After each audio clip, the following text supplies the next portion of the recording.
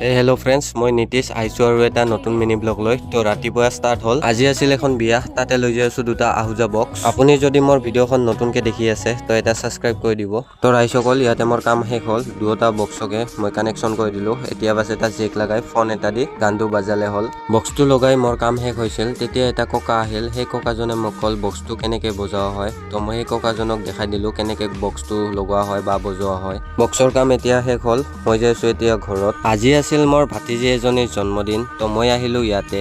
এইজনী হৈছে মোৰ ভাতিজী। ইহঁতৰ লগত অলপ হাঁহি ধেমালি কৰিলোঁ আৰু লগতে এখন ফটো উঠিলোঁ। আমাৰ পৰিয়ালত ময়ে সকলোতকৈ সৰু, তাৰ কাৰণে সকলোৱে মোকে বিচাৰে কামৰ বাবে।